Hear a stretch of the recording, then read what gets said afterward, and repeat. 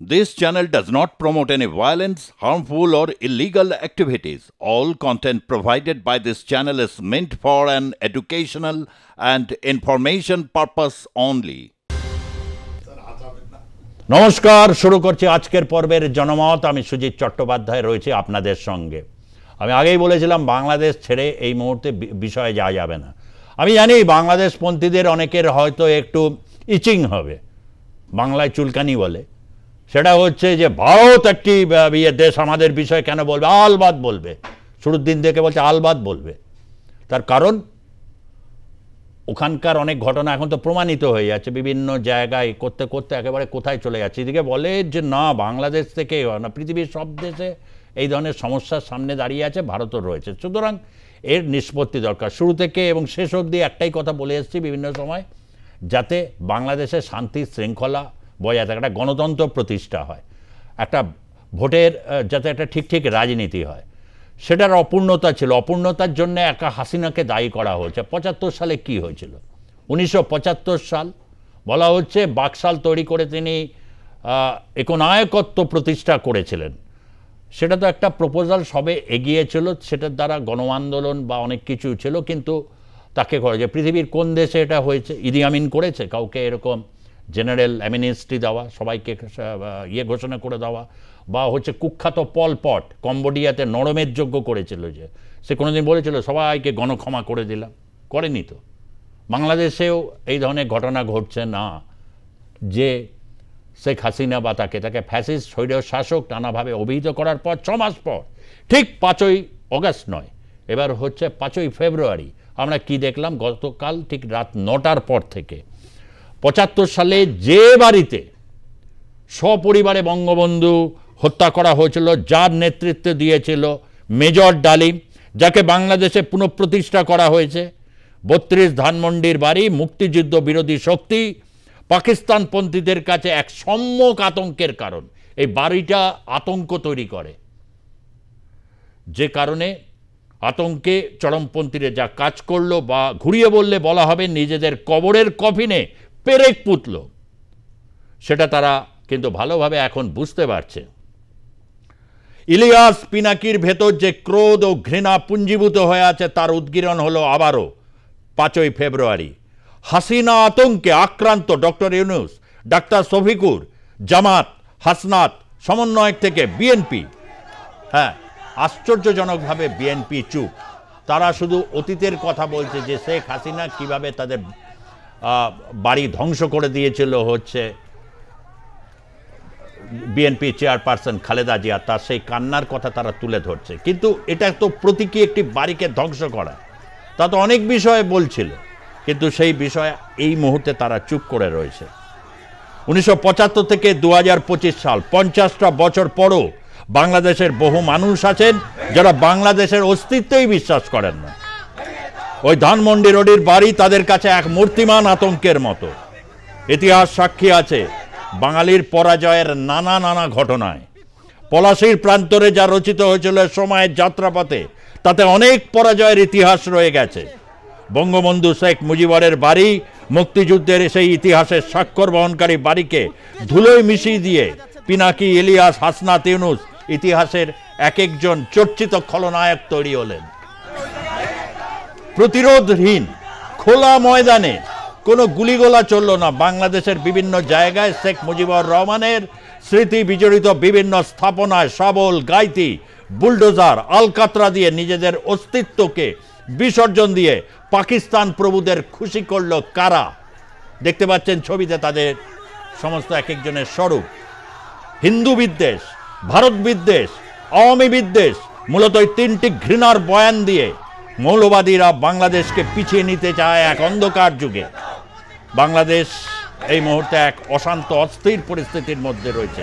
চারিদিকে হানাহানি, প্রাণ হাতে করে জীবনযাপন, সংবাদ মাধ্যমের উপর কঠোর নিয়ন্ত্রণ, সশস্ত্র নাবালকদের হুমকিতে বিপন্ন সাংবাদিকতা। ১৯৭৫ থেকে ২০২৫, ৫০ বছরে বাংলাদেশের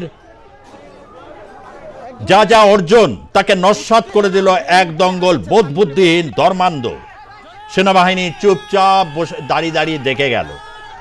ইতিহাসকে রক্ষা করার কোনো তাগিদ তাদের মধ্যে ছিল না।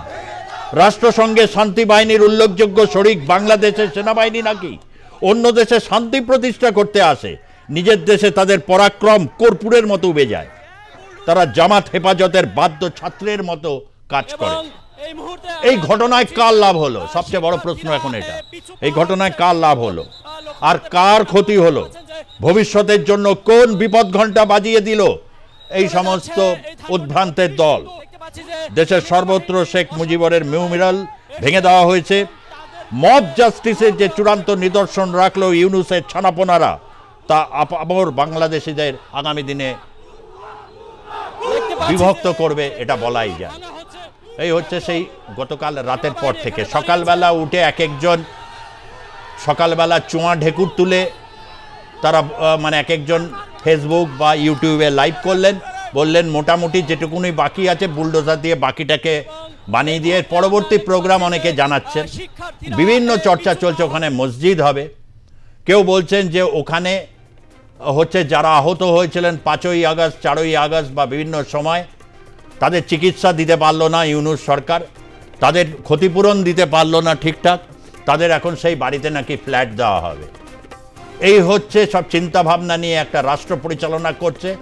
আর কিছু হলেই ভারত বিদ্বেষ, হিন্দু বিদ্বেষ, এই সমস্তকে জিগির তুলে এক পন্থা যা নিয়েছে তা গোটা পৃথিবী দুচোখ পড়ে দেখছে।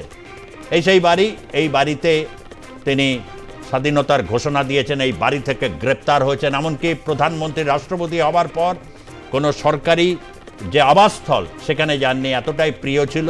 সেই প্রিয় বাড়িকে একেবারে বুলডোজিং করে দিয়ে এক অদ্ভুত আনন্দ, এক ধরনের মর্ষকামিতায় তারা ভুগছে। এই মুহূর্তের এই ছবি আপনারা দেখতে পাচ্ছেন। বিস্তারিতভাবে যা আমরা দেখলাম, আপনারা অনেকেই দেখেছেন। আজকে এই বিষয় নিয়ে অবশ্যই চর্চা করব।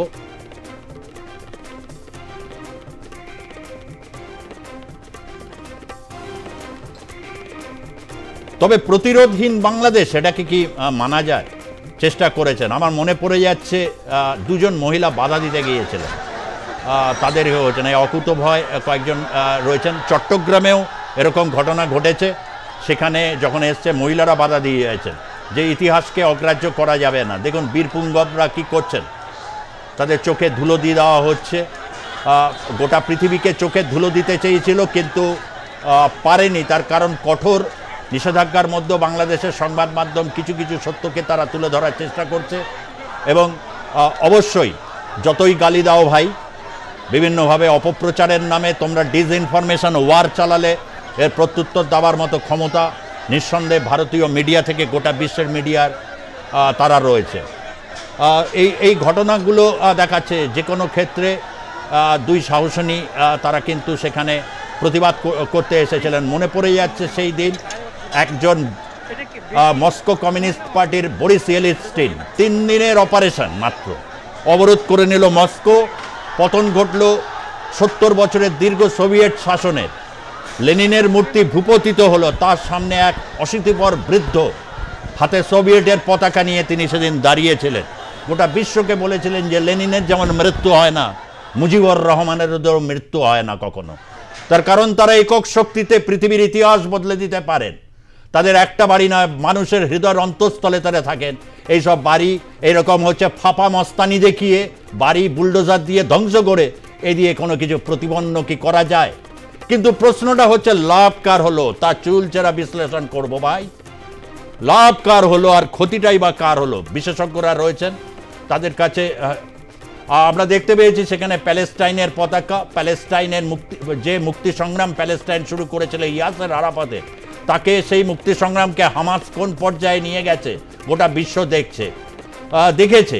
এবং সেখানে প্যালেস্টাইনের প্রতি সংহতি স্থাপন করে যিনি ইয়াসের আরাফাতকে যিনি অত্যন্ত মর্যাদা দিতেন, সেই বঙ্গবন্ধু শেখ মুজিবুর রহমান হোক বা শেখ হাসিনা হোক, তার সাথে এক অদ্ভুত খেলা যেখানে নারায়ে তাকদীর আল্লাহু আকবরের সাথে ইনকিলাব জিন্দাবাদ স্লোগান, সমস্ত কিছু এক মিলিয়ে মিশিয়ে যে মিশ্রণ তৈরি করা হলো। লাভ কার হলো? এর চুলচেরা বিশ্লেষণ আর প্লাস নিউজে আজকে গোটা পর্ব ধরে দেখুন। শুরুতে একটা প্রতিবেদন নিয়ে নিই, সেই প্রতিবেদনে আপনারা আরেকবার একটু দেখে নিন, একটু ঝালিয়ে নিন। তারপর সরাসরি চলে আসব, অনেকজন অনেক উদ্ধৃতি বচন দিচ্ছেন। হাসনাত আবদুল্লাহ তিনি দিয়েছিলেন, তার বক্তব্য এরকম রয়েছে। তবে অনেক সমন্বয়ককে দেখা যাচ্ছে না। এক সমন্বয়ক বিবাহ করিয়াছেন, তার বিবাহিত জীবন সুখে শান্তিতে পর্যবসিত হবার আগে বিভিন্ন ইয়েরা এক একজন এক এক সুরে মানে গাইছেন। এক অদ্ভুত নৈরাজ্যের পরিস্থিতি। আগেই বলেছিলাম দুদিন আগে যে বাংলাদেশ কি গৃহযুদ্ধের পথে এগোচ্ছে। এই ইঙ্গিত কিসের ইঙ্গিত আপনারা নিশ্চয়ই বিচার করবেন, কারণ আমরা বিতর্কের মাধ্যমে এই সিদ্ধান্ত সেদিন উপনীত হয়েছিলাম। যাব প্রতিবেদনে।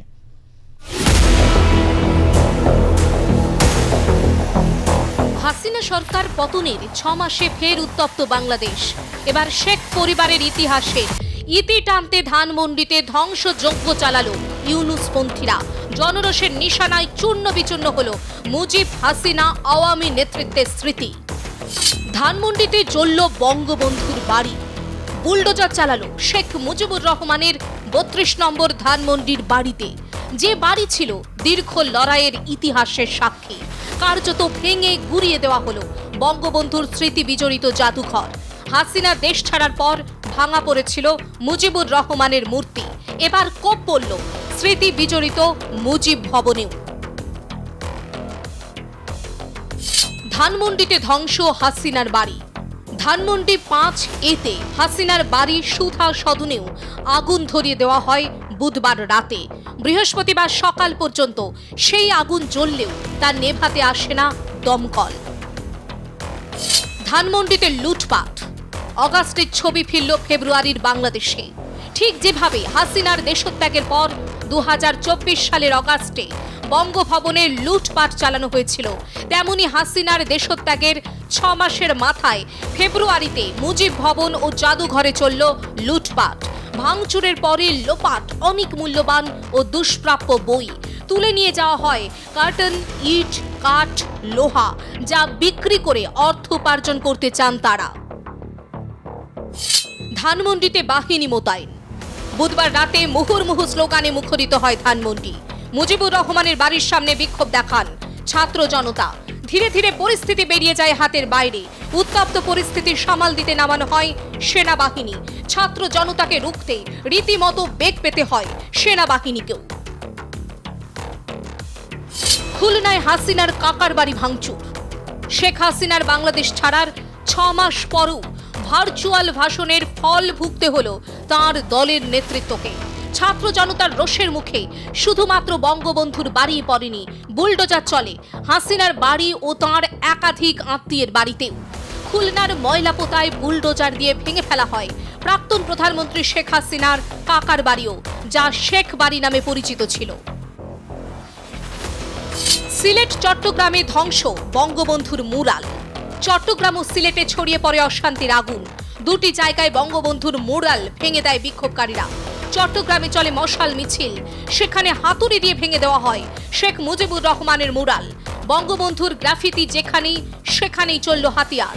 সিলেটে বুলডোজার দিয়ে ভেঙে ফেলা হয় বঙ্গবন্ধুর মুরাল। দেশ জুড়ে রোষানলে আওয়ামী লীগ। ছাত্র জনতার রোষানল আওয়ামী লীগের নেতৃত্বদের বাড়িতে। কুষ্টিয়ায় আওয়ামী লীগের যুগ্ম সাধারণ সম্পাদকের বাড়িতে চলে ভাঙচুর। বুলডোজার দিয়ে ভেঙে ফেলা হয় তাঁর বাড়ি। হাসিনা দেশ ছাড়ার পর এই বাড়িতে একাধিকবার হামলার ঘটনা ঘটেছিল। ছাত্র জনতার রোষ থেকে বাদ পড়েননি আওয়ামী লীগের উপদেষ্টা তোফায়েল আহমেদও। আগুন ভাঙচুর চলে তার গাজীপুরের বাড়ি প্রিয় কুটিরেও। পেট্রোল ঢেলে জ্বালিয়ে দেওয়া হয় প্রাক্তন সাংসদ বাহাউদ্দিনের কুমিল্লার বাড়ি। জাহাঙ্গীরনগর বিশ্ববিদ্যালয়ের পড়ুয়ারা মোরাল ভেঙে দেয় মুজিব হাসিনার। হামলাকারীদের দাবি আওয়ামী লীগকে নিষিদ্ধ ঘোষণা করতে হবে। ধুলিসাতে সন্ধে রাত সকাল। সন্ধে তাণ্ডবের জের রাত পেরিয়েও চলে সকালেও। বাংলাদেশ থেকে মুজিবের সকল স্মৃতি মুছতে সকালেও চলে ভাঙচুর। বুধবার রাতেই বুলডোজার দিয়ে গুঁড়িয়ে দেওয়া হতে থাকে ধানমন্ডির স্মৃতি বিজড়িত বাড়ি। বৃহস্পতিবার সকালে সেই বাড়ি কার্যত ধুলিসাৎ করে দেওয়া হয়। চলে ধ্বংসযজ্ঞ। মুজিব ভবনে প্যালেস্তাইন পতাকা। বাংলাদেশের ঢাকায় শেখ মুজিবুর রহমানের স্মৃতি বিজড়িত 32 নম্বর ধানমন্ডির বাড়ি বুলডোজার চালিয়ে ভেঙে গুঁড়িয়ে দেওয়ার কাজ চলার সময় সেখানে এক ধ্বংসাবশেষের সামনে উড়ল প্যালেস্তাইন পতাকা। বাড়িতে ধ্বংসাবশেষের সামনে জড়ো হওয়া কয়েকজনকে বলতে শোনা যায়, স্বৈরাচারের কোনো চিহ্ন তারা রাখতে চান না। Bureau report, R+ news.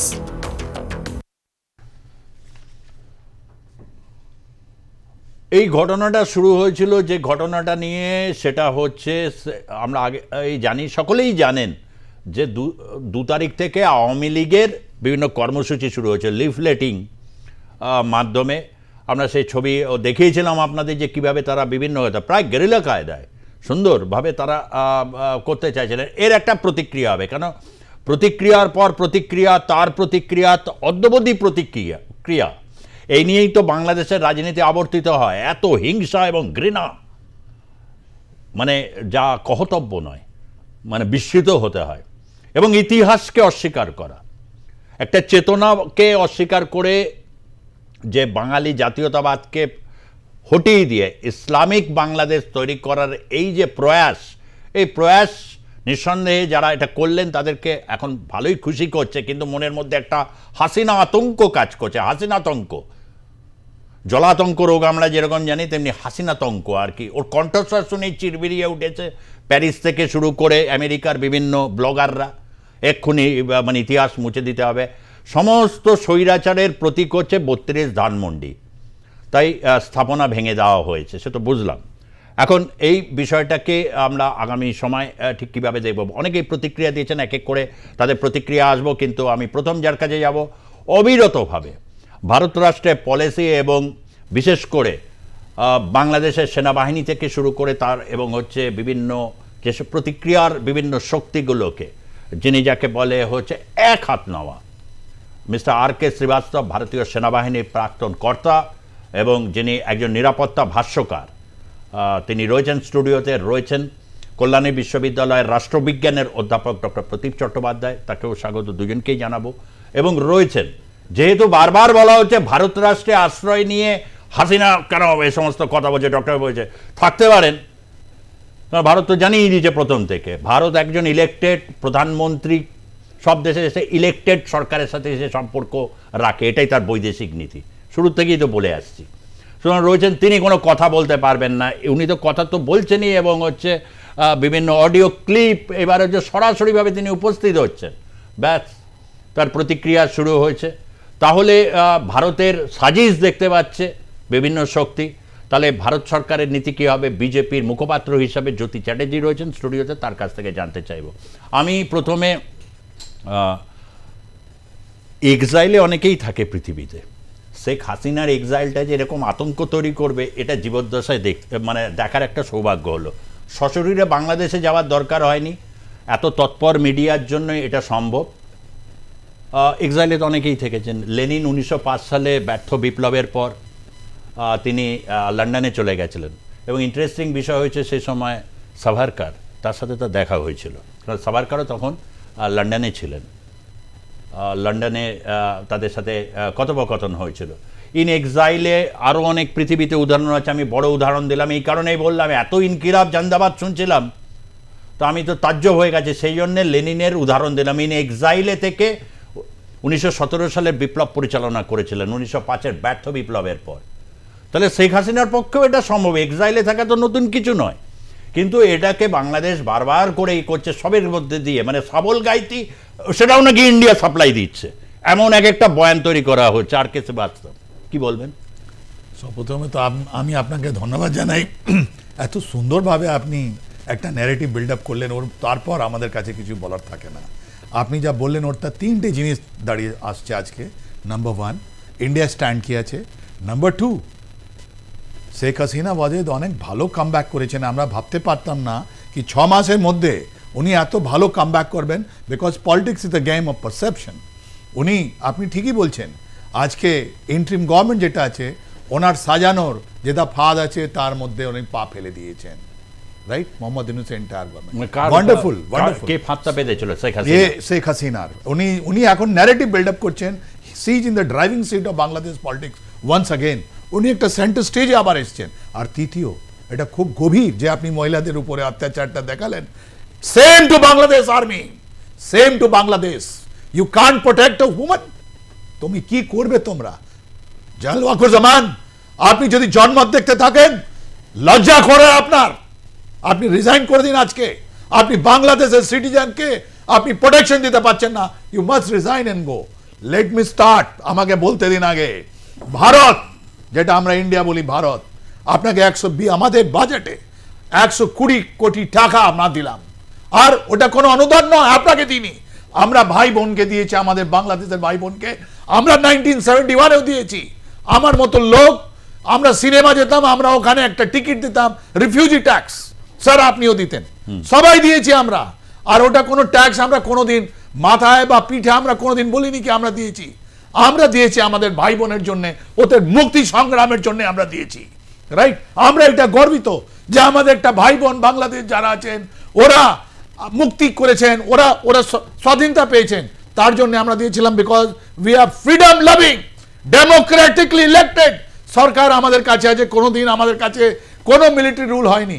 That is India, that is নতুন ইন্ডিয়া, রাইট? সেকেন্ড, আপনি দেখুন, আপনি কত সুন্দরভাবে বললেন শেখ হাসিনা, আপনি লেনিনের কথা বলে দিলেন। পাকিস্তানে আপনি দেখুন MQM এ চিফ আলতাফ হোসেন, ও তো লন্ডনে বসে আছে, পলিটিক্স কন্ট্রোল করছে। এখন যতগুলো ন্যারেটিভ আছে, আপনি দেখুন কোথায় আছেন শেখ হাসিনা ওয়াজেদ। শেখ হাসিনা ওয়াজেদ এখন উনি বললে যদি ওনার বাড়িতে তুমি যদি পুড়িয়ে দাও, তাহলে আমি বলবো শেখ হাসিনা ওয়াজেদ এন্ড তাসলিমা নাসরিন দুজনকেই আমি বলবো প্রত্যেক দিন প্রত্যেক মুহূর্তে তুমি স্টেটমেন্ট দাও, আমরা দেখবো কি তোমরা কি কি জ্বালাতে পারো।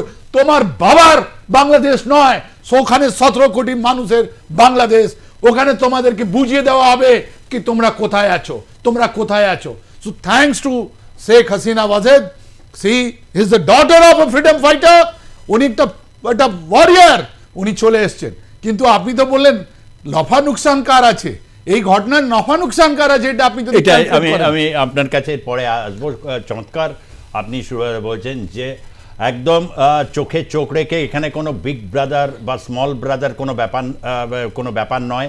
ভারত রাষ্ট্রের পলিসি খুব পরিষ্কার, এবং আপনি যেটা বললেন শেখ হাসিনার প্রত্যেক দিন এখন স্টেটমেন্ট বা এটার হচ্ছে প্রয়োজনীয়, এবং তাসলিমা নাসরিনও কথাও আপনি বললেন, তিনি স্টেটমেন্ট দিয়েছেন। আমি একবার একটু পিসিআরকে বলবো, প্রোগ্রাম কন্ট্রোল রুমকে, যে তারা যেন একটু তাসলিমা নাসরিনের যে টুইট তিনি করেছেন, প্রতিনিয়ত তিনি বলছেন যে আজকে স্বাধীন বাংলাদেশের স্থপতির শেষ চিহ্নটুকু আজ পুড়িয়ে ছাই করে দেওয়া হলো। কাঁদো বাংলাদেশ, কাঁদো। সত্যি ভেতরে জমে থাকা যে কান্না, সেই কান্নাকে একটা ন্যারেটিভ দেওয়ার চেষ্টা হচ্ছে, পতিত স্বৈরাচার। আমিও খুঁজতে চাইছি বাংলাদেশের যারা অ্যাক্টিভ, যারা সমন্বয়ক রয়েছেন, বা হচ্ছে মহাপণ্ডিত ডক্টর ইউনূসের মতো যারা রয়েছেন, বা তার সলা পরামর্শদাতারা রয়েছেন, তারা যদি একটা বিনের মধ্যে যদি শেখ হাসিনার ছবি লাগিয়ে ঘৃণার রাজনীতি করতে পারেন, অন্তত কিছু ক্রিয়েটিভ দেখান, কিছু তো ক্রিয়েটিভ দেখাবেন এই পৃথিবীতে। না হলে শেখ হাসিনা তো ছেড়ে দিলাম, শেখ মুজিবর অবধি আপনারা পৌঁছে গেছেন। গোটা পৃথিবীর যেখানে যেখানে রাষ্ট্রবিজ্ঞান পড়ানো হয়, যেখানে যেখানে ইতিহাস চর্চা হয়, সেখানে শেখ মুজিবকে আলাদা একটা সম্মান, একটা উচ্চতা দেওয়া হয়। পৃথিবীর কোন স্বৈরশাসক গণক্ষমা করেছেন? ইদি আমিন করেছেন, পল পট করেছেন, আরও যাদের যাদের উদাহরণ রয়েছে, যাদেরকে ইতিহাসে বলা হয়েছে, তাদের কেউ করেছেন, কিন্তু তার তো নজির আছে। এ সমস্ত ঘটনাগুলোই আমরা যাব, কার লাভ আর কার ক্ষতি, এই যেরকম একটা ঘটনা উনি বলছে it's a big comeback. এটা মিস্টার আর কে শ্রীবাস্তবের কথায় 6 মাস পরে শেখ হাসিনা ইন এক্সাইলে থেকে তিনি যেভাবে এটা মানে বক্তব্য রাখলেন, এবং যে পরিণতি তিনি ভোগ হলো, তাতে কি তার লাভ হলো না? এই মুহূর্তে সমন্বয়করা লাভের অঙ্কে তারা এগিয়ে রইল। দেখুন, প্রথমে বলি বাংলাদেশ একটা স্বাধীন জাতিরাষ্ট্র, তো স্বাধীন জাতিরাষ্ট্রে বাংলাদেশকে যদি আমি দেখি, তাহলে বাংলাদেশ অশান্ত হলে সবথেকে ক্ষতি হচ্ছে ভারতবর্ষে, পরিষ্কার কথা। তার কারণ হচ্ছে বাংলাদেশের ভেতরে কার লাভ ক্ষতি হলো সেটা তো পরের। আগে আমি ভারতীয় হিসাবে আমি এটা দেখব যে ভারতবর্ষের পার্শ্ববর্তী অঙ্গ মানে একটা জায়গা তো বাংলাদেশ অশান্ত হলে যারা ভারতবর্ষকে বিশ্বে বা আঞ্চলিকভাবে কোণঠাসা করতে চায়, যেসব শক্তি পাকিস্তান, চীন, তারা লাভবান হবে, এবং ভারতকে সবসময় এই দিকে দৃষ্টি যাতে থাকে অশান্ত বাংলাদেশের দিকে, সেই থেকে যাতে ভারত মানে সব থেকে খারাপ জায়গায় থাকে, এইটা হচ্ছে চেষ্টা। এবারে আসি বাংলাদেশের ভেতরের কথা। প্রথমেই আমি আপনার সঙ্গে একমত, আর কে শ্রীবাস্তবজির সঙ্গেও একমত যে অসম্ভব একটা খারাপ নিদর্শন আজকে আমরা দেখলাম 32-এর ধানমন্ডিতে। আমি নিজে দুবার গেছি এবং সেখানে যে স্মৃতিচারণার খাতা, সেই খাতাতেও আমি স্বাক্ষর করে আমার মনোভাব ওখানে লিখেছি। প্রত্যেককে লিখতে হয় যারা ভিজিটার যায়। এবং সে যেখানে ওটা পরিবেশ ছিল, সেই পরিবেশটা কি আসলে ওখানে সংরক্ষিত ছিল? ওখানে শুধু শেখ মুজিবরকে কিভাবে হত্যা করা হয়েছে, কিভাবে তাকে টেনে সিঁড়িতে নামিয়ে হত্যা করা হয়েছে, সেই নিদর্শনটা ওখানে ছিল। আসলে শেখ মুজিবরকে যারা হত্যা করেছে সেই চিহ্নটাও, এভিডেন্সটুকুনিও আর সংরক্ষিত যাতে না থাকে, সেটা হচ্ছে এই ঘটনার মূল জায়গা। আজকে শুধু আজকে যে শেখ হাসিনা, ওখানে আমি কথা বললাম বাংলাদেশে আমার যারা যোগাযোগ রয়েছে যাদের সাথে, তারা বলার চেষ্টা করছে যে শেখ হাসিনার যে বক্তব্য, সেই বক্তব্যের রোষ তৈরি হয়েছে। তাও আমি বললাম যে শেখ হাসিনার বক্তব্যকে যদি খারাপ লাগে, তাহলে শেখ হাসিনা যে উন্নয়নগুলো করেছেন সেটা ভাঙছো না কেন?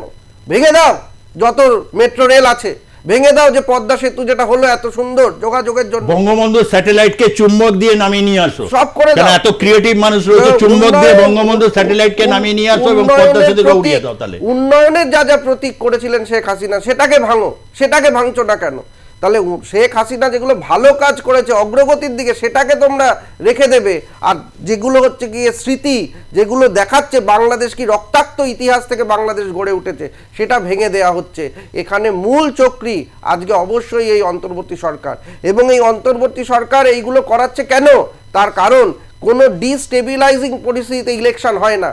এই যত বাংলাদেশের ভেতরটা অশান্ত হবে, তত বলবে আগে শান্তি স্থাপন হোক, তারপরে আমরা ইলেকশনের দিকে যাব। ফলে এগুলো আসলে ইলেকশনকে পেছানোর একটা পরিকল্পনা, একটা চক্রান্ত। প্রত্যেক দিন দেখবেন আপনারা এরকম ভাঙচুর, এই অশান্ত পরিবেশ। এই কদিন আগে দেখলেন বিশ্ববিদ্যালয়ে ছাত্রদের গণরোষ, আজকে ধানমন্ডির বাড়িতে হামলা এবং শেখ হাসিনার অন্যান্য নেতৃত্বের বাড়িতে হামলা। ফলে এইগুলো থেকে আসলে বৃহত্তর পরিস্থিতিতে ভারতবর্ষের লোকসান, কারণ ভারতবর্ষকে সজাগ থাকতে হবে এদিক থেকে কোনো কাণ্ড না হয়। আর বাংলাদেশের ভেতরে সব থেকে লোকসান হচ্ছে বাংলাদেশের সাধারণ নাগরিকদের, যাদের হচ্ছে গিয়ে রাজনীতির করে খেতে হয় না, তাদেরকে খেতে হয় দিন মজুর বা যারা হচ্ছে গিয়ে রোজগার করে খায়। এই মূল্যবৃদ্ধির যোগে যাদের অসুবিধা, তারা হচ্ছে সব থেকে লোকসান হচ্ছে। আর এই যারা আমেরিকার মদতপুত্র মানে রাজনীতিবিদ, রাজনীতিও নয়, যারা আমেরিকার মদতপুত্র, এই ইন্টেলেকচুয়াল ক্লাস, যারা এখন সমন্বয়কের প্রধান উপদেষ্টা হয়ে বিভিন্ন জায়গায় বসে আছে, তারা আজকে সব থেকে লাভবান হচ্ছে। তারা যখন আমি এই ছবি তাদের দেখাচ্ছি, তারা আমাকে কি দেখাচ্ছে না, ইউরোপিয়ান কান্ট্রিজরা প্রত্যেক দিন নাকি তাদের ওখানে বিনিয়োগ করতে আসছে। অর্থনৈতিক বিনিয়োগ প্রক্রিয়ায় চলে, এটা কোনো পরিবর্তনের সঙ্গে অর্থনৈতিক বিনিয়োগ, ভারত চীনের মধ্যে সম্পর্ক খারাপ, কিন্তু অর্থনৈতিক ক্ষেত্রে তাদের সম্পর্ক ভালো। ফলে এই জায়গাটা বুঝতে হবে যে অর্থনীতি থেকে বিনিয়োগ আসছে, তা নিয়ে আমি এই ছবি অস্বীকার করতে পারি না। ফলে অর্থনৈতিক বিনিয়োগ যদি আসতেও থাকে ইউরোপিয়ান কান্ট্রিজের থেকে বাংলাদেশে, সেটা চলমান একটা প্রক্রিয়া, সেটা ইউনিট সরকার আছে বলে আসছে এমনটা নয়। ফলে এই জায়গায় তার মানে আপনি বলছেন এটা খুব ভাবনা চিন্তা করে অ্যানাদার হচ্ছে ডিজাইন, যেখানে আর কি নির্বাচনটাকে যাতে পিছিয়ে দেওয়া যায়, অর্থাৎ সেই মুহূর্তে তাহলে সেই হিসাবে দেখতে গেলে সমন্বয়করা এই মুহূর্তে লাভবান। সমন্বয়করা হচ্ছে ডক্টর ইউনূসের, ইউনূস আবার ভালো পদ্ধতি নিয়েছেন। ডক্টর ইউনূস সেলাম জানাতে হয়। এমনিতে আমি তার বিভিন্ন কারণে গুণমুগ্ধ জ্যোতি, গুণের অনেক রকম ব্যাপার থাকে। মানে কিছুকে তুমি বলছিলেন না যে ধরুন একজন সুইন্ডলার বা ফ্রডস্টার, তারও কিন্তু অ্যাকশনসটা অনেক ক্ষেত্রে ভালো লাগে। শেখ হাসিনা দাবি করেছেন যে এবার তিনি স্পষ্ট বলছেন যে ৭৫ সালে মারতে চেয়েছিল ডালিমের নেতৃত্বে, মেজর ডালিম। সেই মেজর ডালিমকে কিছুদিন আগে রিইনস্টল করা হয়েছে। যার আর কি সাক্ষাৎকার যিনি নিয়েছিলেন, তিনিও এই কাণ্ডের এক প্রধান কুশীলব, মাস্টার মাইন্ড। এই যে ডালিমের এই কীর্তিকলাপ ৭৫-এ তিনি থাকলে রেহেনা এবং শেখ হাসিনা সেদিন তিনি সপরিবারেই, ওটাই উদ্দেশ্য ছিল, চিহ্ন মাত্র রাখা হবে না। তারপর তিনি বেঁচে ফিরে এলেন। তারপর একবার গ্রেনেড আক্রমণ হলো, আইবি রহমান নিহত হলেন। রক্তাক্ত ইতিহাস, বারবার তিনি বেঁচে যাচ্ছেন, বলছেন আল্লাহর রহমত তার উপর রয়েছে, অনেক কিছু করার তার মানে তার বাকি রয়েছে।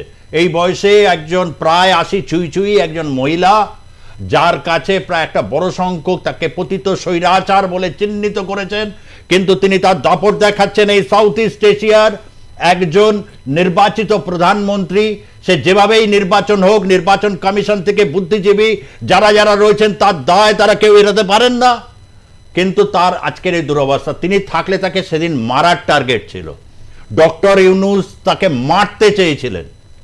এটা হচ্ছে শেখ হাসিনার বক্তব্য। এই অবস্থায় তিনি ভারতে আশ্রয় নিয়েছেন এবং তিনি তার বক্তব্য রাখছেন।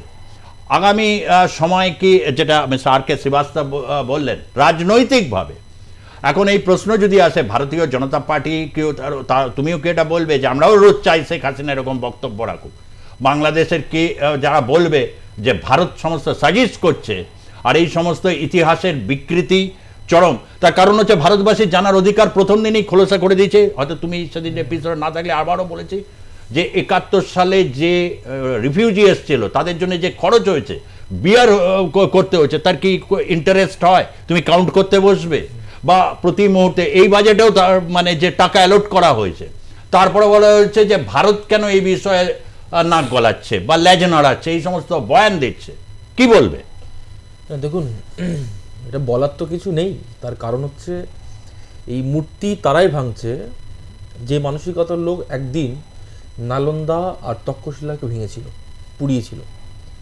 এবার এই ধরনের মানসিকতার লোককে সুজিতদা আপনি যদি দুধকলা দিয়ে পোষেন, তো কাল সাপ তো আপনাকে সবল মারবেই। সেটা আজকে হয়েছে।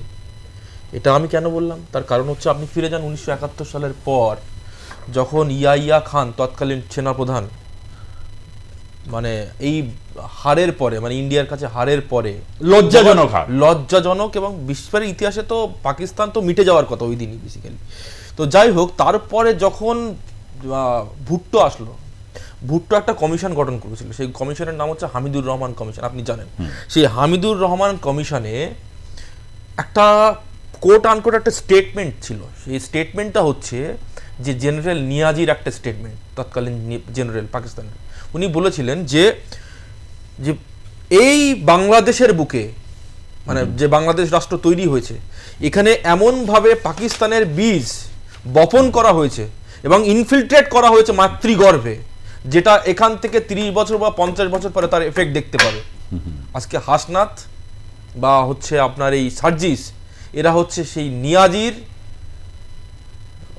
যে সন্তানের কথা বলেছিলেন, যে জারজ সন্তান, সেই জারজ সন্তানরা আজকে কিন্তু শেখ মুজিবুর রহমানের মূর্তি ভাঙছে। শেখ মুজিবুর রহমান সম্বন্ধে আমাদের নানান বক্তব্য থাকতে পারে। আমাদের এখানে যখন 1946 সালে যখন গ্রেট ক্যালকাটা কিলিং হচ্ছে, সোহরাওয়ার্দীর সহযোগী, আমি নানান বক্তব্য থাকতে পারে, কিন্তু মুজিববাদকে মানে অস্বীকার করে বাংলাদেশকে তো ভাবা যায় না। আজকে আপনি ভাবুন, আপনি একটু আগে যে রাইটলি পয়েন্টেড আউট যে কেন ইন্ডিয়া ইন্টারফেয়ার করবে না, ইন্ডিয়ার সঙ্গে তো নেহেরু লিয়াকাত চুক্তি হয়, এবং নেহেরু লিয়াকাত চুক্তিতে যখন বলা হয় যে প্রত্যেকটা রাষ্ট্র তার সংখ্যালঘুকে প্রোটেক্ট করবে, ভারত সংখ্যালঘুকে প্রোটেক্ট করতে পেরেছে, এই জন্য সংখ্যায় বেড়েছে। আজকে বাংলাদেশে কি তারা সংখ্যালঘুকে প্রোটেক্ট করতে পেরেছে? Brute majority. আপনার চিটাগাং হিল ট্রাক্ট, রাঙামাটি, খাগড়াছড়ি, বান্দরবন, সেখানে আদিবাসীদের পরে যেভাবে জুলুম করা হচ্ছে, অত্যাচার করা হচ্ছে, তাদের জমিগুলোকে ছিনিয়ে নেওয়া হয়েছে, বাংলাদেশ তো ব্যর্থ। সেইখানে দাঁড়িয়ে India has every right to interfere, কারণ আপনারা you have violated the pact of Nehru Liaquat. পরবর্তীকালে যে নেহেরু আপনার ইন্দিরা মুজিব যে চুক্তি হয়, সেই চুক্তিতে একই রকম বক্তব্য রাখা হয়। আমরা কি দেখলাম, আপনার 1975 সালে বিসমিল্লাহির রহমানির রহিম করলেন, তার পরবর্তীকালে স্বৈরশাসক এরশাদ আসার পরে সেখানে রাষ্ট্রধর্ম ইসলাম করলেন। করার পরে আপনারা 2001 সালে যেভাবে হিন্দু নিধন যজ্ঞ চালালেন, 2009 সালে যেভাবে হিন্দু নিধন যজ্ঞ চালালেন, প্রত্যেকটা নির্বাচনের পরে সংখ্যালঘুদেরকে বেছে নেওয়া হয়, যে কারণের জন্য আজকে বাংলাদেশে 22% থেকে 6%। আপনি ঢাকা ইউনিভার্সিটির প্রফেসর আব্দুল বারকাত তিনি বলছেন অদূর ভবিষ্যতে বাংলাদেশ হিন্দু শূন্য হবে। কারা হিন্দু শূন্য হবে? কে, কোন হিন্দু? আমি এই যখন এই প্রশ্নটা আসলে আমি খুব গুরুত্বপূর্ণ প্রশ্ন, এটার একটা খোলসা হওয়া প্রয়োজন। যদি হিন্দু শূন্য বা ব্রুট মেজরিটিকে অ্যাবসলিউট 100% তাহলে কি সেই হিন্দুদের কি ভারত গ্রহণ করবে? না, ভারত তো সব ক্ষেত্রে গ্রহণ করেছে। ভারত তো এই জন্যই তো সিএ এনেছে। আমি এরপরে দেখবেন, এরপরে মানে আমরা যখন 2000 সিএ যখন আনতে পেরেছি, এত মানে আপনার মানে অপোজিশন সত্ত্বেও থানা জ্বালিয়ে দেওয়া হয়েছে, হাইওয়ে ব্লক করা হয়েছে, একটা ন্যারেটিভ ক্রিয়েট করা হয়েছে ইন্ডিয়ার বিরুদ্ধে, তা সত্ত্বেও তো আমরা সিএ এনেছি। কাদের জন্যে? তাদের জন্যে তারা হচ্ছে এই ভারতবর্ষের জন্য ভোট করেছিল 1946 সালের প্রভিন্সিয়াল ইলেকশনে। প্রীতিলতা ওয়াদ্দেদার মাস্টারদা সূর্য সেনের বংশধর, যারা ওখানে নিপীড়িত অত্যাচারিত হচ্ছে, যারা কিনা ভারতবর্ষের জন্য ভোট দিয়েছিল, তারা আজকে র্যাডক্লিফ লাইনের মাধ্যমে তাদেরকে আমরা বলেছি তোমরা পাকিস্তানি হও, তোমরা বাংলাদেশি হও, সেখানে তাদেরকে প্রোটেক্ট করার দায়িত্ব কিন্তু ভারতবর্ষের, যে কারণের জন্য সিএ আনা। এটাতে তো বিতর্ক বাড়বে, বিজেপি বা সরকার যদি এই স্ট্যান্ড পয়েন্ট নেয়। যদিও সিএ প্রশ্ন নিয়ে বিতর্ক হয়েছিল, তখন কি বিজেপি এই অনরবস্থান নেবে? বিতর্কের নেই, বিতর্কের কোনো কিছু নেই। আমি আপনাকে ডাইরেক্টলি বলছি, শুনুন, আমাদের স্ট্যান্ড পুরোপুরি ক্লিয়ার। স্ট্যান্ডটা হচ্ছে যে তুমি প্রোটেক্ট করতে বাধ্য হয়েছো একটা রাষ্ট্র হিসেবে, নেহেরু লিয়াকাত চুক্তি ভায়োলেট করেছো। যদি পূর্ব জার্মানি এবং পশ্চিম জার্মানি যদি দেয়ালটাকে ভেঙে দেওয়া যায়, সম্ভব হয়েছে পৃথিবীর বুকে, যদি 2500 বছর পরে যদি ইহুদিরা জেরুজালেম রাষ্ট্র রিক্লেম করতে পারে, তাহলে সবকিছুই র্যাডক্লিফ লাইনকেও কিন্তু আমরা ভেঙে দিতে পারি। সে ক্ষমতা কিন্তু ভারতবর্ষের আছে। আমি একটু আসবো আপনার কাছে। এই ন্যারেটিভটা না বরাবর একটা হয়েছিল যে একটা ধর্মনিরপেক্ষ দেশ, 140 কোটি তার জনসংখ্যা, যেখানে প্রায় 18 থেকে 20% ইসলাম ধর্মাবলম্বীরা রয়েছেন ভারতবর্ষে, তারা। অন্যদিকে পাকিস্তানের অবস্থা তথৈবচ, সেখানে যে অবস্থায় গিয়ে দাঁড়িয়েছে এবং বাংলাদেশে যে অবস্থায়, তাতে টেনশনটা তো এই দিক থেকেই বাড়ার সম্ভাবনাটা বেশি। কেননা যদি এই রকম পদক্ষেপ বা এই রকম নৈরাজ্যের পরিবেশ থাকে, ছিনিয়ে খাও, লুটে খাও, আর যার জিনিস নিয়ে যাও, মানে একেবারে নক্কারজনক এ সমস্ত ঘটনা চলছে, তাহলে ভারতের অবস্থানটা কি হতে পারে? জ্যোতি তার এটা করেছেন, আপনি একজন রাষ্ট্রবিজ্ঞানের অধ্যাপক হিসাবে কিভাবে এই অবস্থানটা সম্পর্কে কোনো পরিবর্তন কি আপনি আগামী দিনে লক্ষ্য করতে পারেন ভারতের ইয়েতে, বা আশা করা যায়? দেখুন, প্রথমে বলা যাক যে বাংলাদেশে জ্যোতি একটু আগে যেটা বলছিল যে হিন্দুরা যেভাবে কমে যাচ্ছে শতাংশর বিচারে নাগরিকদের মানে জনসংখ্যায়, তাহলে সেখানে আমাকে আগে প্রশ্ন করতে হবে যে সেটা কোন সরকার দায়ী, বাংলাদেশের কোন সরকার দায়ী? এটা একটা বড় প্রশ্ন। যে তাহলে গত যে এতদিন ধরে শেখ হাসিনা সরকার ছিল, সেই সময় মাইনরিটি প্রোটেকশনে শেখ হাসিনা কি করেছে, সেটা কি তিনি ব্যর্থ না, মানে ব্যর্থ হননি? আমার বক্তব্য হচ্ছে যে বাংলাদেশের নীতিগতভাবে বাংলাদেশের মানুষেরা কিন্তু হিন্দু বিরোধী, নীতিগতভাবে। কেন জানেন তো? তার কারণ হচ্ছে তারা এই যে সবসময় তারা মনে করে যে বাংলাদেশের একটা বড় দাদা হচ্ছে ভারতবর্ষ, মানে সবসময় ভারতবর্ষ তাদের ইলেকশনের একটা বড় এজেন্ডা থাকে। জনগণ এটা মনে করতেই পারে, রাজনৈতিক দল বা রাষ্ট্র হিসেবে তারা এটাকে মানে করছে। আমি তো শুরুতে এই কথাটা দেখলাম, ভারত বিদ্বেষ, হিন্দু বিদ্বেষ, আওয়ামী বিদ্বেষ, এই তিনটের উপর পুঁজি করে পুরো ন্যারেটিভটাকে তারা কনসেপ্টটার বিদ্বেষ, মানে বাংলাদেশ এক্স্যাক্টলি, মানে এটা তো বোঝাই যাচ্ছে গতকালের পর তো এটা বোঝায় বাংলাদেশের অস্তিত্বেই বিশ্বাস করে না। দেখুন, এখন এই মুহূর্তে ভারতবর্ষের যে পররাষ্ট্রনীতি বা বিশ্বের যে অবস্থা, ভৌগোলিক পরিস্থিতি, তাতে ভারতবর্ষ ডিরেক্ট অ্যাকশন এক্ষুনি নেবে না। ডিরেক্ট অ্যাকশন বা ডিরেক্ট ইন্টারফিয়ারেন্স ভারতবর্ষ নেবে না। ভারতবর্ষ যেটা করবে, যেটা আগেও করেছিল, যে ডিপ্লোম্যাটিক্যালি তারা চাপ সৃষ্টি করে, এবং সেটাই তারা আগামী দিনে করবে। তার কারণ ভারতবর্ষ প্রকৃতপক্ষে কখনোই অন্য দেশে ঢুকে তাদের যে নিজস্বতা সেটাকে খর্ব করার পক্ষে নয়, ইন্টারফেয়ারেন্সের পক্ষে নয়। কিন্তু তাকে ভারতবর্ষ এটাই দেখবে যে তার সুরক্ষা, তার নাগরিকদের সুরক্ষা। কিন্তু আপনি একটা গুরুত্বপূর্ণ প্রশ্ন তুললেন যে যদি এখন বাংলাদেশের এই 8% হিন্দু, তাদের মধ্যে কেউ কেউ দাবি করে যে আমি ভারতবর্ষে আসছি, তাহলে ভারত সরকার তাকে গ্রহণ করবে, আশ্রয় দেবে, স্বীকৃতি দেবে কিনা, এটা কিন্তু ভারতবর্ষে আগামী দিনের রাজনীতিতে একটা বড় প্রশ্ন হতে চলেছে। অবশ্যই বড় প্রশ্ন, এবং এই প্রশ্নের জন্য অবশ্যই ডক্টর ইউনূস এবং যারা বাংলাদেশে যারা এটা করলেন, ব্রুট মেজরিটি নিয়ে থাকার যে সুবিধা আপনারা মনে করছেন, তারা মনে করছেন, যারা রয়েছেন, আমি মনে করি না বাংলাদেশের সকলে এটা মনে করছেন, কিন্তু তাদের এই নিরস্ত্র মানুষ সামান্য দুজন মহিলাকে যেভাবে অপদস্থ লাঞ্ছিত করছে, সামান্য ডেমোক্রেটিক একটি মূল্যবোধ, একটি স্বাধীন রাষ্ট্রের জনগণের যে নৈতিক মানদণ্ড থাকা উচিত তাদের নেই। এটা শুনলেই অনেকে দেখে দেবেন আওয়ামী লীগ, মানে আওয়ামী লীগ হলে এখন যা কিছু করা যায় জায়েজ, মানে রাস্তায় জুতানো যায়, লাথানো যায়, তাকে সমস্ত কিছু করা যায়। আমি এবার এই প্রশ্নটাই ফিরছি, অনেকগুলো মানে বাংলা একটা প্রবাদ আছে, ভাবিয়া করিও কাজ, করিয়া ভাবিও না। তো নিশ্চয়ই মহাপণ্ডিত যারা রয়েছেন এবং এই বিশ্বের বিস্ময়ে এই নাবালক বিশ্বের বিস্ময়ে সাবালক এই যে সমন্বয়করা রয়েছেন, এটা বিশ্বের বিস্ময়, তো এই বিশ্বের বিস্ময়েরা নিশ্চয়ই ভাবিয়াই কাজ করেছেন। অতঃপর এই ভাবিয়া কাজ করার পর তারা তো গোদাভাবে সেই ন্যারেটিভ দেবে, ভারত কা সাজিশ, প্যারে পাকিস্তান নিয়ে ইয়ে বলা হয়, ভারত কা সাজিশ, এই তো বলবে। তা এখন প্রশ্নটা হচ্ছে এইগুলো তো বলা শুরু মানে হচ্ছে, আপনিও দেখতে পাচ্ছেন বিভিন্ন ক্ষেত্রে হাসনাত আবদুল্লাহ বা ডক্টর শফিকুর রহমানের যে বক্তব্য আমরা একটু দেখাবো, লাভ কি ওদেরই হলো? দেখুন, আপনি অনেক ভালো প্রশ্নটা করেছেন। আমরা এটা কি জানেন, আমরা একটা অন্য ন্যারেটিভ দিয়ে, অন্য ডাইরেকশন দিয়ে আমরা দেখি। আপনি যদি এই ছবিটা আপনি দেখেন গত রাতের, আজকে যেটা বাড়িটা পুরনো হয়েছে 35 ডানমান্দি, কত লোক ছিল ওখানে? 150 লোক, 150। That is the footfall, that is the strength of interim সরকার ওখানে। হাসনাত মার খাচ্ছে প্রত্যেক জায়গা। So this narrative is not working. আমি আপনাকে বলি, আলমা ইকবাল উনি পাকিস্তানে এখন অফিসিয়াল উনি আছেন, কবি আছেন। উনি বললেন যে ইন্ডিয়ার মধ্যে জন্য কিছু আছে কি হস্তি আমারি মিটতি নেই। এই ভারতীয় যেটা আমরা ইন্ডিয়া, এই ভারত যাকে বলি, আমরা প্রাচীন কাল থেকে আছি, আমাদের কোনোদিন কোনো অস্তিত্ব শেষ হয়নি। স্বামী বিবেকানন্দ বলেন চিকাগোতে কি জিউসকে আমরা দিলাম স্মরণ, জোরাস্ট্রিয়ানকে আমরা, প্রত্যেক ধর্মের লোককে আমরা স্মরণ দিয়েছি। আপনি বাংলাদেশের বৌদ্ধিস্টকে বলে দিন, আজকে আপনি হিন্দুদের বলে দিন, আপনি খ্রিস্টানদের বলে দিন, ভারতবর্ষের কলেজা বহুত বড় হয়। আমরা যতদিন আসবে আমরা বিগাম দিয়ে ওদেরকে এমব্রেস করবো, কিন্তু ওদের বাচ্চাদের জন্য, ওদের মাটির জন্য আমরা লড়াই করব। ওদের বলবো কি তোমরা ওই মাটিতে যেখানে জন্ম নিয়েছ, তোমরা ওখানে তোমাদের অধিকার আছে মরণ, তো ওইটা তোমাদের থেকে কেউ কেড়ে নিলে আমরা নিশ্চয়ই ইন্টারফিয়ার করব, নিশ্চয়ই ইন্টারফিয়ার করবো। That is point 1। পয়েন্ট 2, গতকালের যে ছবিটা আপনি দেখাচ্ছেন, শুধু ইন্ডিয়াতে নয় পুরো বিশ্বে দেখা যাচ্ছে বাংলাদেশ আর্মি ইউনিফর্ম পরে ওরা লজ্জার বিষয় হয়ে গেছে। তোমরা কোন মুখ দিয়ে, আপনি তো নিজে বললেন ন্যারেটিভ, এত সুন্দর ন্যারেটিভ আপনি বিল্ড আপ করলেন, ইউএন মিশনে গিয়ে আপনি তুমি কি মুখ দেখাবে?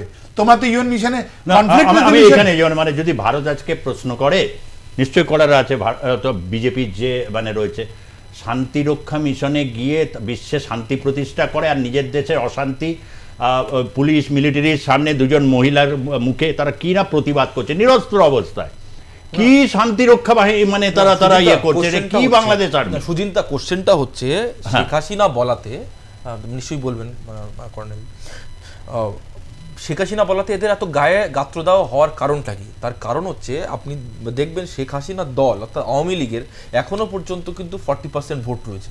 এদের প্রবলেমটা কিন্তু ওই জায়গায়, হাসিনা আতঙ্ক, এই কারণের জন্য যে 40% ভোট কিন্তু এখনো পর্যন্ত আওয়ামী লীগ রয়েছে। এবং এই যারা সমন্বয়ক, এদের হিপোক্রিসিটা দেখুন, হিপোক্রিসিটা হচ্ছে এইরকম লেভেলে। আপনি জানেন বসুন্ধরা গ্রুপের যে চেয়ারপারসন, তার নাম হচ্ছে সোভান। এই যে সোভান যখন ওই ছাত্র আন্দোলন হচ্ছিল তখন একটা স্টেটমেন্ট দিয়েছিল যে যদি হাসিনার সঙ্গে কবরেও যেতে হয় আমি কবরে যাব, এটা সোভানের স্টেটমেন্ট। আজকে সেই সোভানকে নিয়ে বিভিন্ন জায়গায় সমন্বয়করা গিয়ে মিটিং করছে, মিছিল করছে। তার কারণ হচ্ছে কি, সোভান টাকা দিচ্ছে, টাকা দিলে বাবা চুপ। আজকে নিজের পকেটে যে টাকাটা আছে সেই টাকাটার ওখানে কিন্তু মুজিবুর রহমানের ছবি রয়েছে, কই ওই টাকাটা পড়াও, ওই টাকাটা পড়াও। আমি মানে মানলাম যে হ্যাঁ তোমাদের ধর্মে মূর্তি বা ছবির কোনো প্রয়োজন নেই, নিজের বাবার ছবিটা তো ওখানে লাগিয়ে রেখেছো বাবা, বা মুজিবের ছবিটা তো ওখানে পড়াচ্ছ না, ওটাতে নিয়ে প্রবলেম নেই কারণ ওটাতে টাকা রয়েছে। সোভানকে নিয়ে প্রবলেম নেই কারণ সোভানকে টাকা রয়েছে। আপনি বলুন আওয়ামী লীগের যেসব মানে হাসান মাহমুদকে কে ছাড়লো? হাসান মাহমুদকে নিয়ে তো এদের প্রচুর প্রবলেম, সে হাসান মাহমুদকে কে ছাড়লো? আমরা তো জানতে পেরেছিলাম যে বারিধারা বা গুলশানে কোথায় কোথায় রয়েছে এই হাসান মাহমুদ। হাসান মাহমুদকে কারা ছাড়লো? এই সমন্বয়করা। কারণ টাকা দিলে মানে ওই মানে মানি স্পিক্স, তোমার কাছে আদর্শ নীতিগুলো কোনো কিছু নাই, টাকা যদি তুমি দাও ফেলো করি, না হলে ফাঁকা ময়দানে বুলডোজার নিয়ে মস্তানি করো। হ্যাঁ, আমি এই জায়গা থেকে একটা জায়গা আপনি বললেন, it's a big comeback of Sheikh Hasina. নিঃসন্দেহে একজন রাজনীতিবিদ হাসিনাকে গোটা পৃথিবী এবার দেখবে। একজন 80 বছরের বয়োবৃদ্ধ মহিলা, তার মানে তার তিনি খুব একটা উচ্চারিত সঙ্গে তিনি বলেন না, কিন্তু তার ওই আওয়াজেই হচ্ছে প্যালপিটেশন শুরু হয়ে গেছে, বাড়ি ফাড়ি ভাঙতে শুরু করে দিয়েছে। তবে খুব যৌক্তিক প্রশ্ন, এটা আমার মাথায় আসেনি, টাকাতেও তো সত্যি বঙ্গবন্ধু মুজিবুর রহমানের টাকা পড়াবে না, ওইদিকে সবাই মানে মানে ঠিকঠাক। এখন আমার কথা হচ্ছে আগামী সময়টা বাংলাদেশের জন্য নির্বাচন পিছিয়ে যাবার যে পরিকল্পনার একটা অঙ্গ হিসাবে এটাকে রয়েছে, কিন্তু এবার কি সত্যিকারের একটা বড় আন্তর্জাতিক চাপ বা কিছু কিছু ক্ষেত্রে যেভাবে সীমান্ত পেরিয়ে আসার হুঙ্কার মাঝে মধ্যে দেখাচ্ছিল, আমরা দেখেছি বিএসএফও আজকে খুব টাইটেন অবস্থা রয়েছে। খুব সংক্ষেপে আগামী 48-72 ঘন্টা আমরা কি দেখতে চলেছি? দেখুন, আমরা অলওয়েজ এখন পর্যন্ত মনে করি what is on the other side of the hill, always একটা ইন্টেলিজেন্স ভয়েড থাকে। আপনি একটা জিনিস লক্ষ্য করছেন না, বিএনপি তারিক রহমানের স্টেটমেন্টটা শুনুন, এইটা যে চলছে শেখ হাসিনা আওয়াজে গ্র্যান্ড কামব্যাক করেছেন, আর এই যে সমন্বয় যা ছাত্রগুলো আছে বা আমাদের ইনি আছেন, ইনি ক্যাপচার করতে চাইছেন, বিএনপি কোথায়? বিএনপি তো বলছে ইলেকশন করাও, যদি 1.5 বছরের পর ইলেকশন আবার শেখ হাসিনা আসবেন, এটা সবাই জানে। BNP he the loser. Okay, আমি আজকে একদম মানে সময় খুব সংক্ষেপে একটাই শুধু প্রশ্ন খুব ছোট আকারে রাখছি, সেটা হচ্ছে যে এমনিতেও সমন্বয়করাও একটু প্রাসঙ্গিক হয়ে উঠলেন। তার কারণ হচ্ছে তারা যাই বলছিল বিএনপি তাতেই না করে দিয়েছে। রাষ্ট্রপতি অপসারণ না, এটা করি তাহলে না, ওটাও হবে না, মানে এই সংবিধান চেঞ্জ ওটা তো আরও হবে না। এই অপ্রাসঙ্গিক এই সমন্বয়কদের মানে হচ্ছে একটি প্রতিরক্ষাবিহীন অর্ধভগ্ন 5ই আগস্টের পর বিল্ডিংটাকে ইয়ে করে তারা একটু প্রাসঙ্গিক হলো। লাভ বলতে এইটুকুনিকে যদি চিহ্নিত করি, সেটাতে কি ঠিক আন্ডারস্ট্যান্ডিং হচ্ছে? না, আমার তো মনে হয় যে এটা করে তারা আরো তাদের ইমেজটাকে নষ্ট করবে। বেশ, আজকের মতো আমরা এখানেই শেষ করছি, সময় অতিক্রান্ত। অনেকেই দেখছেন আগামী সময় আমরা আজকে অনেকটা স্পষ্টকরণ করে দিয়েছি, কেন ইনিয়ে বিনিয়ে কথার প্যাচে কথা না বলতে আমরা ভালোবাসি না। যারা এখানে গেস্ট হিসাবে আসেন এবং অত্যন্ত ভালো বিশ্লেষক যারা, মুখপাত্র যারা, তারা স্ট্রেট ওয়েতে তাদের বক্তব্য রাখেন। আমি শুরুতেই বলেছি, আপনারা যারা মনে করছেন যে ভারতের কনসার্ন আছে 1947 সালে এবং নেহেরু লিয়াকত চুক্তিটা একটু পড়ে নেবেন। আমরা এই চুক্তিটা কিন্তু একেবারে পাই টু পাই আমাদের পড়ায়, এবং ইন্দিরা মুজিব চুক্তিটা পড়বেন, সেখানে সংখ্যালঘু প্রশ্ন থেকে মানবাধিকার প্রশ্নগুলোকে নিয়ে কি বলা আছে। ধন্যবাদ মিস্টার আর কে শ্রীবাস্তব আপনাকে, ডক্টর প্রতীক চট্টোপাধ্যায় আপনাকে, জ্যোতি চ্যাটার্জি বিজেপি মুখপাত্র আপনাকে ধন্যবাদ। আপনাদেরকেও যারা দেখলেন আজকের পর্বের জনমত, দেখতে থাকুন আর প্লাস নিউজ, সবার আগে সবার পাশে। ধন্যবাদ, নমস্কার।